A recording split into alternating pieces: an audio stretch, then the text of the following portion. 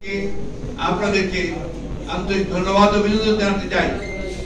শত প্রতিকূলতা সত্ত্বেও আপনারা গণতান্ত্রিক বাংলাদেশকে প্রতিষ্ঠা করবার জন্য আপনারা আপনাদের কাজ করেছেন। আমরা দুঃখ প্রকাশ করছি যে এই বিজয়ের পরে কিছু সংখ্যক দুষ্কৃতিকারীরা তারা কয়েকটি টিভি সেন্টারে অগ্নিসংযোগ করেছে, ভাঙচুর করেছে, যা সামগ্রিকভাবে মুক্ত স্বাধীন সংবাদ গণমাধ্যমের যে স্বাধীনতা তার বিরুদ্ধে। আমরা সবসময় ফ্রিডম অফ প্রেসে বিশ্বাস করি। আমরা বিশ্বাস করি যে প্রতিটি ব্যক্তি, মানুষ, সংগঠন, বিশেষ করে সাংবাদিকেরা তারা তাদের মত একদম স্বাধীনভাবে প্রকাশ করবে।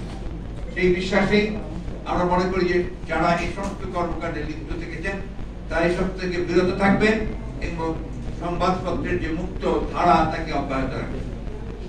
প্রিয় সাংবাদিক ভাইরা, আমরা আজকে গভীরভাবে শ্রদ্ধা জানাতে চাই সেই সমস্ত শহীদদের, যারা ছাত্র এবং জনতা, যারা এই দীর্ঘ 15-16 বছরের যে গণতান্ত্রিক সংগ্রাম, সেই সংগ্রামে যারা প্রাণ দিয়েছেন, তাদের প্রতি আমরা গভীর শ্রদ্ধা নিবেদন করছি।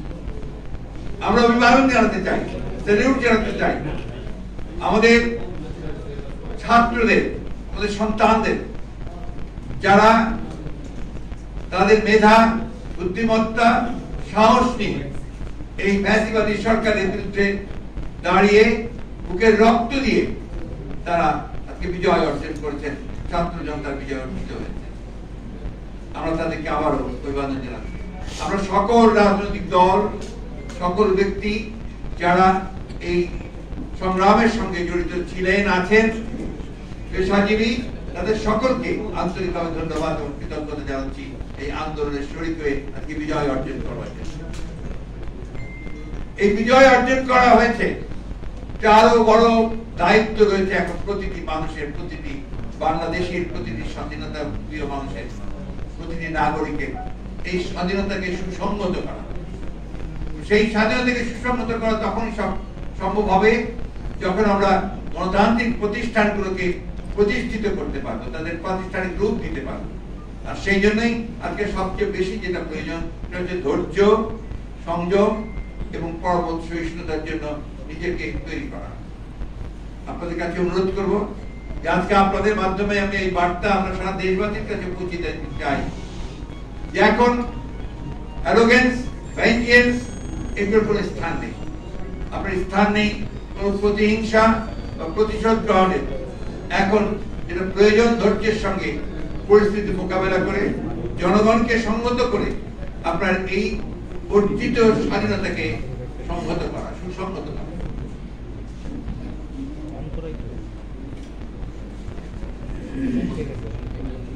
আমি আপনাকে অনুরোধ, আপনাদের মাধ্যমে সকলকে অনুরোধ করতে চাই আবারও এই অনুরোধটি আমাদের অত্যন্ত আন্তরিক এবং জরুরি যে আপনারা এটা সব ক্ষেত্রে পৌঁছে দেবেন। যে এখনো যারা এখন এই বিভিন্ন প্রতিষ্ঠানে প্রতিশোধমূলক ভাবে অগ্নিসংযোগ করছেন, লুটপাট করছেন, বাড়ি ঘরে হামলা করছেন, এটা দয়া করে অবিলম্বে এই মুহূর্ত থেকে বন্ধ করুন। যারা এটা করছেন তারা কেউ এই আন্দোলনের শরীক, আন্দোলনের লোক নন, তারা সবাই কিন্তু আপনার যারা আন্দোলনের বিরোধিতা করেছে তারা এবং তাদের লোকেরাই করছে। এই বিষয়গুলো আমাদেরকে একটু মনে রাখতে হবে এবং সেভাবেই আমি আপনাদের মাধ্যমে তার দেশবাসীর কাছে অনুরোধ জানাচ্ছি।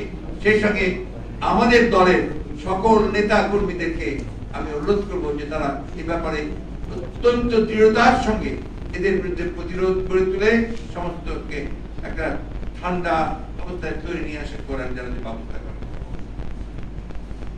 দ্বিতীয় জিনিসটা যে পরবর্তী যেটা অত্যন্ত জরুরি, আপনারা জানেন যে গতকাল আমাদেরকে রাষ্ট্রপতি ডেকেছিলেন বিভিন্ন রাজনৈতিক দলকে এবং সেনাপ্রধান এবং 3 বাহিনীর প্রধানরা সেখানে উপস্থিত ছিলেন।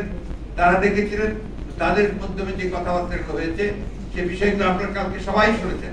আবার আমি একটু রিপিট করতে চাই যে সেখানে শহীদদের জন্য দোয়া করা হয়েছে, তাদের পরিবারদেরকে যথাযথ আপনার ক্ষতিপূরণ দেওয়ার জন্য তারা অঙ্গীকার করেছেন।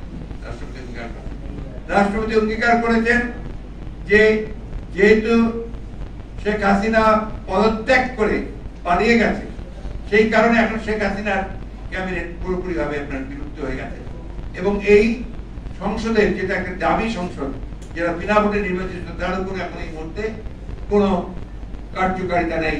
সুতরাং এটাকে 24 ঘন্টার মধ্যে ভেঙে দিয়ে একটা ইন্টারিম গভর্নমেন্ট বলেন বা একটা নিরপেক্ষ সরকার বলেন তা গঠন করা হবে এবং তাকে 3 মাসের মধ্যে তারা নির্বাচন করে তারা নির্বাচিত সরকারের কাছে ক্ষমতা হস্তান্তর করে। এই জিনিসগুলো আমি আবারও জোরের সঙ্গে আপনার দৃঢ়তার সঙ্গে বলতে চাই যে 24 ঘন্টার মধ্যেই এই কাজগুলো সমাধান করতে হবে। আমি রাষ্ট্রপতির কাছে আহ্বান জানাচ্ছি, কাল বিলম্ব না করে আপনি আজকে এর মধ্যেই 24 ঘন্টা প্রায় হয়ে যাচ্ছে, দুটার মধ্যেই আপনি দয়া করে এটাকে অবিলম্বে এই পার্লামেন্টকে ভেঙে দিয়ে আপনার একটা অন্তর্বর্তীকালীন নিরপেক্ষ সরকার গঠন করুন, অন্যথায় দেশে আবার রাজনৈতিক শূন্যতা দেখা দিতে পারে। আমি ধন্যবাদ জানাতে চাই আমাদের দেশপ্রেমিক সশস্ত্র বাহিনীকে। তারা যে ভূমিকা রেখেছেন, তারা নিঃসন্দেহে এই দেশের রক্ষার্থে, তার স্বাধীনতার সর্বত্র রক্ষার্থে তারা আবার তাদের একটা ঐতিহাসিক ভূমিকা পালন করেছে। সেটাকে সুদৃঢ় করতে হবে, সেই জন্য জনগণের সমর্থন তাদের প্রয়োজন রয়েছে। আমি তাদের প্রতি আহ্বান জানাবো যে আপনারা অতি দ্রুত আপনাদের সেই দায়িত্ব পালন করবেন দৃঢ়তার সঙ্গে। এবং আপনাকে যেটা আমরা আগেও বলেছি, আবারও বলছি যে রাষ্ট্রপতি এবং রাষ্ট্র বাহিনীর প্রধানেরা তারা সবাই একমত হয়েছেন যে তারা অবিলম্বে তারা দেশনেত্রী বেগম খালেদা জিয়ার মুক্তি দেবেন এবং সেই সঙ্গে আমাদের যারা এই আন্দোলন চলাকালীন সময়ে মিথ্যা মামলা যাদেরকে আটক করা হয়েছে তাদের সকলকে মুক্তি দেওয়া হবে। একই সঙ্গে অন্যান্য যে সমস্ত মিথ্যা মামলা দীর্ঘকাল ধরে আমাদের যে সমস্ত রাজনৈতিক ভাবে আপনার সাজা দিয়ে আটক করা হয়েছে তাদেরকেও মুক্তি দেওয়ার সমস্ত প্রক্রিয়া তারা চূড়ান্ত করবেন, এগুলো তাদের কমিটমেন্ট। সুতরাং আমরা আশা করব এই বিষয়গুলোতে দ্রুততার সঙ্গে হবে। একই সঙ্গে আশা করব যে সমস্ত গণতান্ত্রিক শক্তি আজকে ঐক্যবদ্ধ হয়ে অর্জিত যে সাফল্য, সেই সাফল্যকে সুসংগত করবার জন্য তারা সবাই তাদের নিজ নিজ ভূমিকা রাখবে। এটাই আপনাদেরকে আমি জানাতে চাই। ধন্যবাদ আপনাদের। এবং আরেকটি কথা বলি, যেটা অবশ্য আগামী কথা হচ্ছে, আমরা জানাবো আপনাদেরকে, আমরা তো আগামীকাল একটা সমাবেশ করতে পারি, আমি সেটা সময় মতো জানাবো। জি মাননীয় মহাসচিব, বৈষম্য বিরোধী ছাত্র আন্দোলনের নেতৃবৃন্দ তাদের নেতৃত্বে এই গণ অভ্যুত্থান হয়েছে, তারা গতকালকে সংবাদ সম্মেলন, আমরা যখনই প্রেসিডেন্ট আমাদের কাছে প্রস্তাব দেবেন আপনার এই অন্তর্বর্তী সরকারের আপনার নামের জন্য, আমরা সেই সময় তাদেরকে প্রেসিডেন্টের নাম দেবো। কারণ এখানে শেষ করি, কারণ এখানে এখন constitutional head of the state is the president, উনি হচ্ছেন রাষ্ট্রের প্রধান, তারই একমাত্র এখতিয়ার আছে আপনার এই ধরনের ব্যবস্থাগুলো নেওয়ার জন্য। সুতরাং তিনি যখনই আমাদেরকে ডাকবেন আমরা অবশ্যই আমাদের যেটা নাম প্রস্তাব সেই প্রস্তাব দেব। তবে আপনাদের একটা কথা বলে দিই, ছাত্রদের প্রতি আমাদের সম্পূর্ণ আস্থা আছে, এই আস্থা আমাদের আছে এবং আমরা তাদের প্রতি তাদের আন্দোলনের সঙ্গে একাত্মবোধ করেছি, তাদের সঙ্গে আমরা একাত্মবোধ করছি। তবে আমরা প্রত্যাশা করব যে এখানে সর্বদলীয় ব্যাপারটার গুরুত্ব দেওয়া উচিত, যে জিনিসটা অত্যন্ত গুরুত্বপূর্ণ। মাননীয় মহাসচিব, আজকের মিটিং এ আপনারা অন্তর্বর্তীকালীন সরকারের প্রধান বা সদস্যদের এখন এমন কোন ধরনের সিচুয়েশন তৈরি যেন না হয় যাতে অর্জিত বিজয় আবার ছিনিয়ে না নিয়ে যায়, এবং জনগণকে তিনি অ্যালার্ট থাকতে বলেছেন যে এই বিজয় যেন কেউ ছিনিয়ে নিতে না পারে।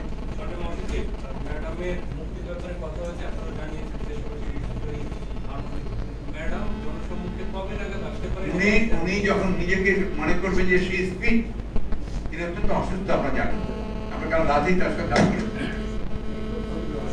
অত্যন্ত অসুস্থ। যখনই আপনার তিনি সুস্থ হবেন, স্পিড মনে করবেন, তখন তিনি জনগণের সামনে